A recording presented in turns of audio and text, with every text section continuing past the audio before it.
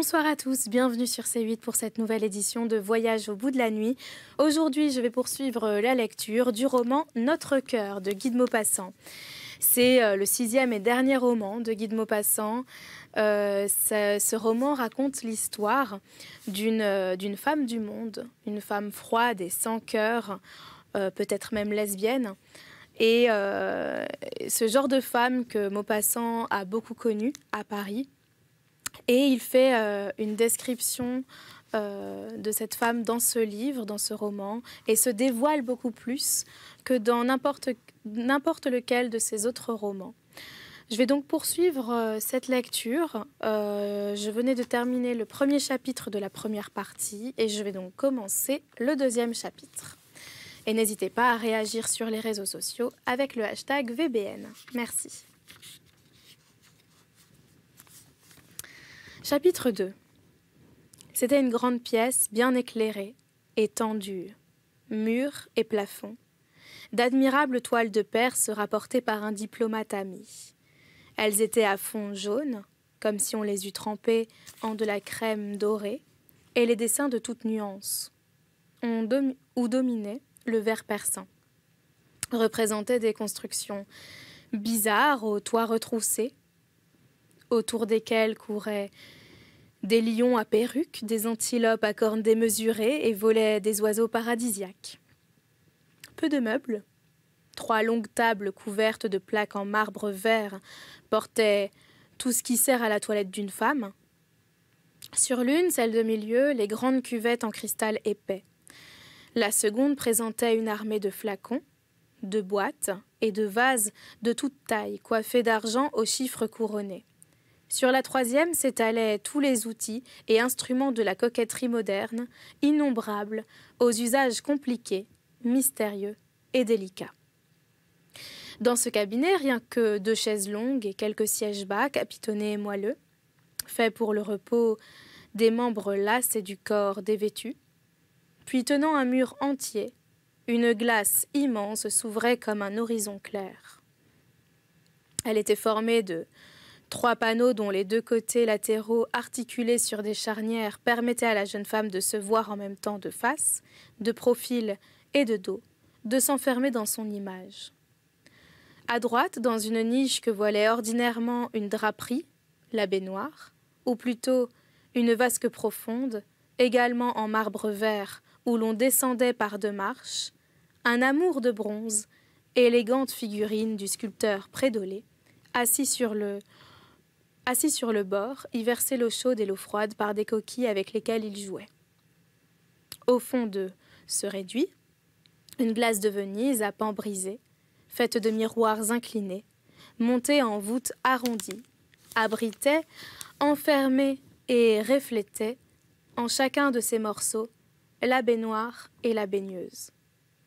Un peu plus loin, le bureau épistolaire, simple et beau meuble anglais moderne, couvert de papier traînant, lettres pliées, petites enveloppes déchirées où brillaient des initiales dorées, car c'était là qu'elle écrivait car c'était là qu'elle écrivait et qu'elle vivait quand elle était seule. Étendue sur sa chaise longue, dans une robe de chambre en foulard de Chine, les bras nus, de beaux bras souples et fermes sortant hardiment des grands plis de l'étoffe, les cheveux relevés et pesant sur la tête de leur masse blonde et tordue, Madame de Burne rêvassait, après le bain. La femme de chambre frappa, puis entra, apportant une lettre. Elle la prit, regarda l'écriture, déchira le papier, lut les premières lignes, puis dit tranquillement à sa domestique « Je vous sonnerai dans 1 heure ». Restée seule, elle sourit avec une joie victorieuse. Les premiers mots lui avaient suffi pour comprendre que c'était là, enfin, la déclaration d'amour de Mariole. Il avait résisté bien plus qu'elle ne l'aurait cru, car depuis 3 mois, elle le captait avec un grand déploiement de grâce. Des attentions et des frais de charme qu'elle n'avait jamais fait pour personne, il semblait méfiant, prévenu, en garde contre elle, contre l'appât toujours tendu de son insatiable coquetterie.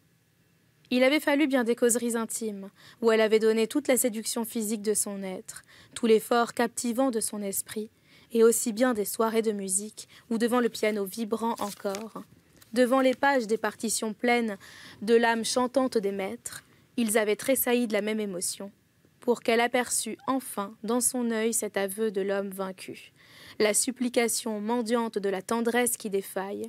Elle connaissait si bien cela, la rouée. Elle avait fait naître si souvent, avec une adresse féline et une curiosité inépuisable, ce mal secret et torturant dans les yeux de tous les hommes qu'elle avait pu séduire. Cela l'amusait tant de les sentir envahis peu à peu, conquis, dominés par sa puissance invincible de femme, de devenir pour eux l'unique, l'idole, capricieuse et souveraine. Cela avait poussé en elle, tout doucement, comme un instinct caché qui se développe, l'instinct de la guerre et de la conquête. Pendant ces années de mariage, un besoin de représailles avait peut-être germé dans son cœur, un besoin obscur de rendre aux hommes ce qu'elle avait reçu de l'un d'eux, d'être la plus forte à son tour, de ployer les volontés, de foyer les résistances et de faire souffrir aussi. Mais surtout, elle était née coquette. Et dès qu'elle se sentait libre dans l'existence, elle se mit à poursuivre et à dompter les amoureux comme le chasseur poursuit le gibier rien que pour les voir tomber. Son cœur, cependant, n'était point avide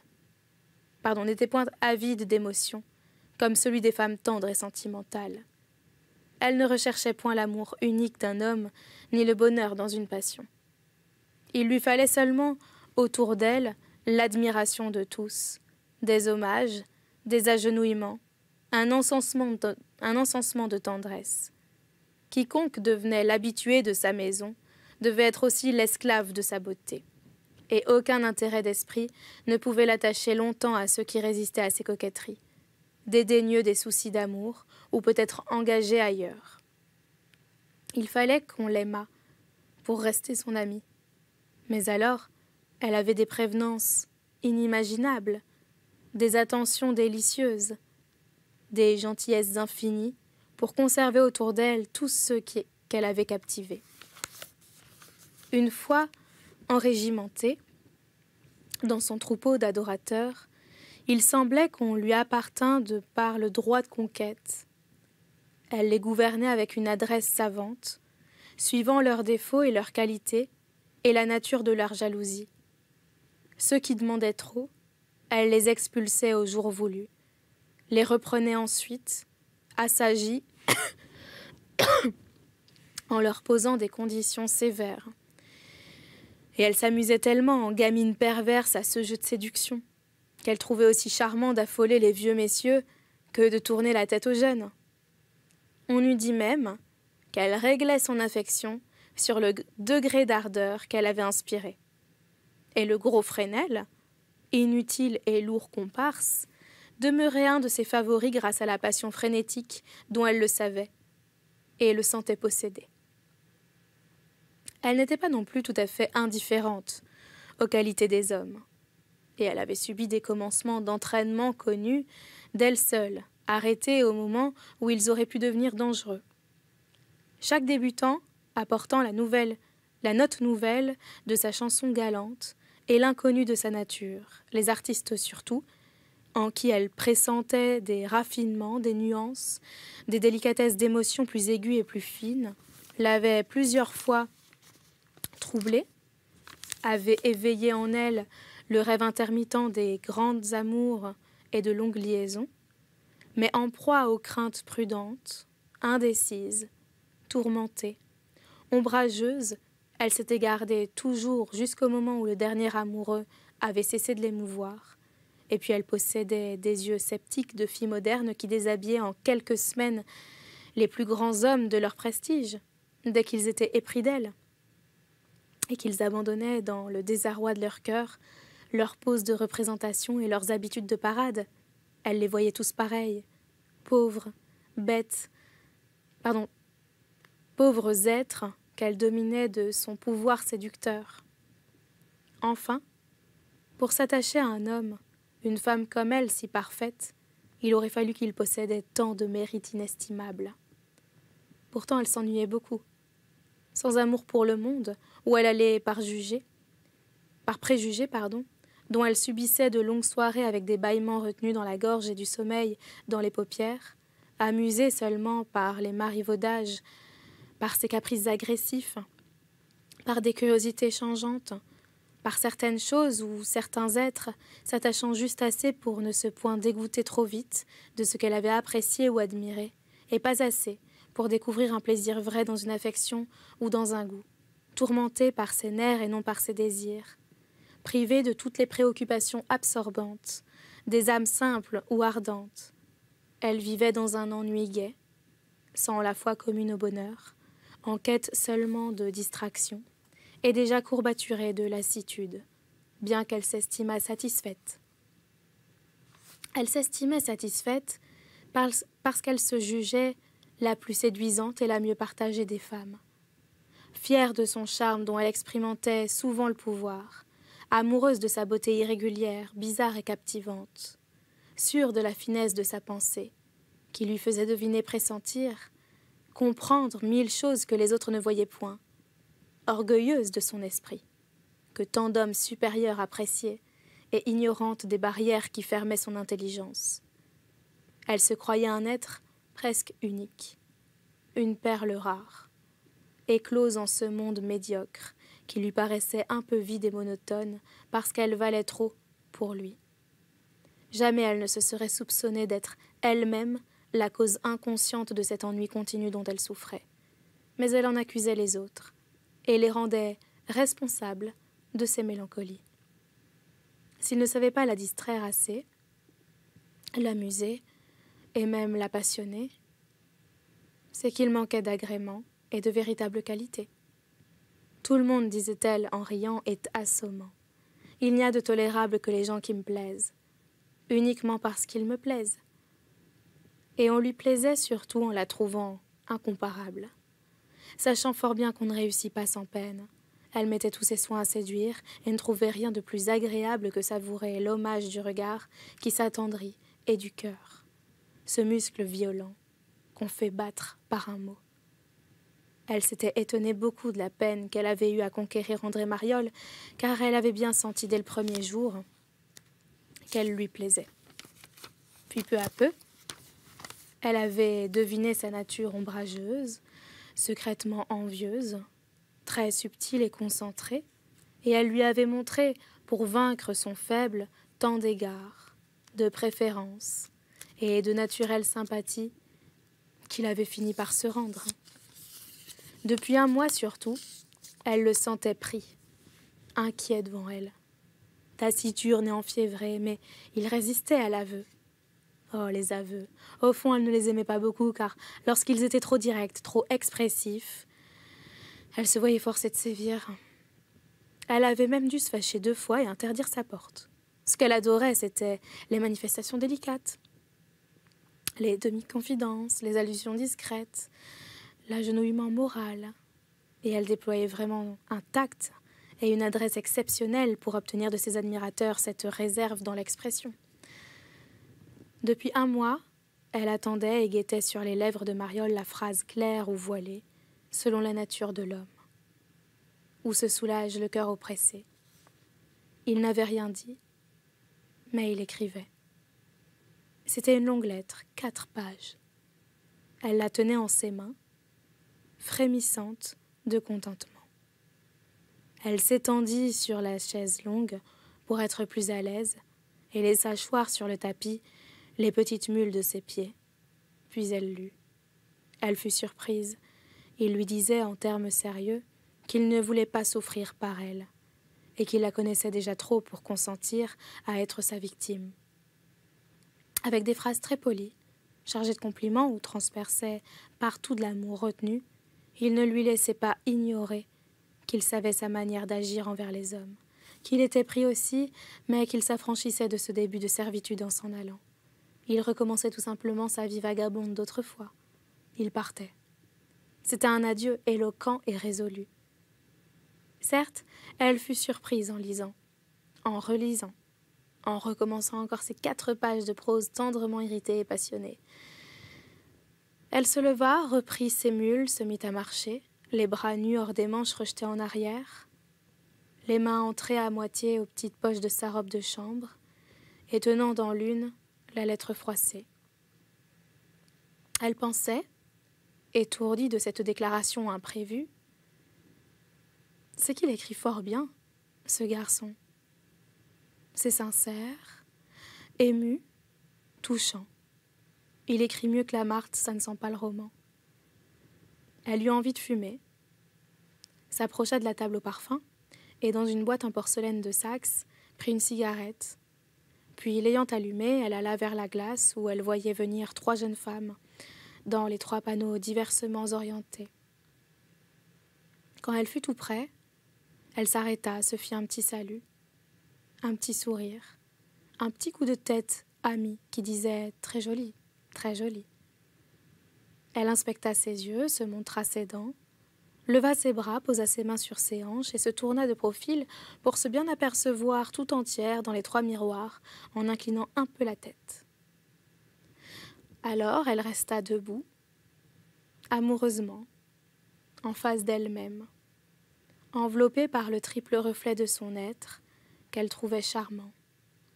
Ravie de se voir, saisie d'un plaisir égoïste et physique devant sa beauté, en la savourant avec une satisfaction de tendresse presque aussi sensuelle que celle des hommes. Tous les jours elle se contemplait ainsi. Et sa femme de chambre, qui l'avait souvent surprise, disait avec malice « Madame se regarde tant qu'elle finira par user toutes les glaces de la maison. » Mais cet amour d'elle-même, c'était le secret de son charme et de son pouvoir sur les hommes. À force de s'admirer, de chérir les finesses de sa figure et les élégances de sa personne, et de chercher, et de trouver tout ce qui pouvait les faire valoir davantage, de découvrir les nuances imperceptibles qui rendaient sa grâce plus active et ses yeux plus étranges. À force de poursuivre tous les artifices qu'il apparaît pour elle-même, elle avait découvert naturellement tout ce qui pouvait le mieux plaire aux autres. Plus belle et plus indifférente à sa beauté, elle n'aurait point possédé cette séduction précipitant vers l'amour presque tous ceux qui n'étaient point d'abord rebelles à la nature de sa puissance. Un peu fatiguée bientôt de rester ainsi debout, elle dit à son image, qui lui souriait toujours, et son image dans la triple glace remua les lèvres pour répéter « Nous allons bien voir, monsieur ». Puis traversant le cabinet, elle alla s'asseoir à son bureau. Et voici ce qu'elle écrivit. « Cher monsieur Mariol, venez me voir demain, à 4 heures. Je serai seule et j'espère que je vous rassurerai sur le danger imaginaire qui vous effraie. Je me dis votre amie et je vous prouverai que je le suis. Michel de Burn. » Quelle toilette simple elle avait pour recevoir le lendemain la visite d'André Mariol. Une petite robe grise, d'un gris léger un peu lilas, mélancolique comme un crépuscule et toute unie, avec un col qui serrait le cou, des manches qui serraient les bras, un corsage qui serrait la gorge et la taille, une jupe qui serrait les hanches et les jambes.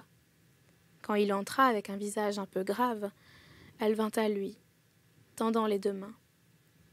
Il les baisa, puis ils s'assirent, et elle laissa le silence durer quelques instants pour s'assurer de son embarras. Il ne savait que dire et attendait qu'elle parlât. Elle s'y décida. « Eh bien, arrivons tout de suite à la grosse question. Que se passe-t-il ? Vous m'avez écrit, savez-vous, une lettre fort insolente. » Il répondit « Je le sais bien. Et je vous fais toutes mes excuses. J'ai toujours été avec tout le monde d'une franchise excessive, brutale. J'aurais pu m'en aller sans les explications déplacées et blessantes que je vous ai adressées. J'ai jugé plus loyal d'agir selon ma nature et de compter sur votre esprit, que je connais. » Elle reprit avec un ton de pitié contente. « Voyons, voyons, qu'est-ce que c'est que cette folie-là » Il l'interrompit. « J'aime mieux ne pas en parler. » Elle répliqua vivement à son tour sans le laisser continuer. « Moi, je vous ai fait venir pour en parler. Et nous en parlerons jusqu'à ce que vous soyez bien convaincus que vous ne courrez aucun danger. » Elle se mit à rire comme une petite fille et sa robe de pensionnaire donnait à ce rire une jeunesse enfantine.